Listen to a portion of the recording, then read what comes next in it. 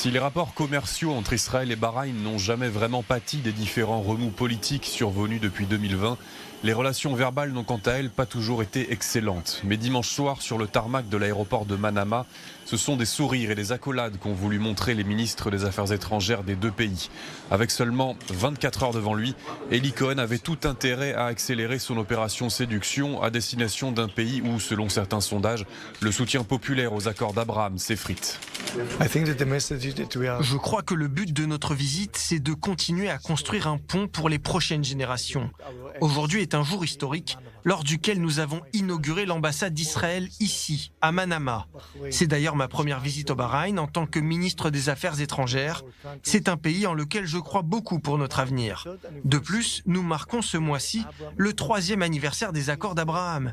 Ces accords continuent d'accroître la prospérité et la stabilité dans la région. Je veux remercier le gouvernement du Bahreïn de nous recevoir si chaleureusement. Je suis personnellement très heureux d'être ici, qui plus est dans notre nouvelle ambassade. Avec Eli Cohen, une quarantaine d'entreprises israéliennes ont fait partie du voyage, car les performances commerciales enregistrées par les deux pays sont bien en deçà de ce qu'Israël accomplit depuis 3 ans avec les Émirats voisins. Plusieurs dizaines de millions d'euros de marchandises échangées avec Manama contre plusieurs milliards avec Abu Dhabi. C'est l'un des objectifs principaux de ma visite ici. C'est pour cette raison que j'ai amené avec moi une large délégation commerciale. Des entreprises gouvernementales et des sociétés privées qui œuvrent dans différents secteurs.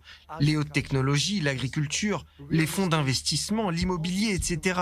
Et c'est uniquement en unissant les forces de tous ces secteurs que nous pourrons augmenter drastiquement le volume des échanges commerciaux entre nos deux pays. Le potentiel est énorme et mon but, c'est de l'exploiter pleinement. Autre préoccupation du jour, la stabilité régionale. Sur la très bien gardée base navale de la 5e flotte américaine qui a accepté de nous ouvrir ses portes, plusieurs centaines de soldats supplémentaires ont été envoyés ces dernières semaines pour renforcer la sécurité du Golfe. C'était une demande de l'Arabie Saoudite et ça fait les affaires d'Israël qui a Riyad dans le viseur. Je crois que tous les autres pays de la région voient ce que nous sommes capables d'accomplir et constatent les effets positifs des accords d'Abraham. C'est valable dans de nombreux secteurs d'activité, mais le plus important, c'est le rapprochement entre nos peuples. Si Eli Cohen a refusé de parler de l'éventualité d'un accord de normalisation avec Riyad, la diplomatie israélienne devrait continuer son offensive. Le prochain voyage officiel dans le Golfe sera celui de Benyamin Netanyahou à Abu Dhabi dans 3 mois pour la COP28, où lui et Mohammed Ben Salman devraient se croiser.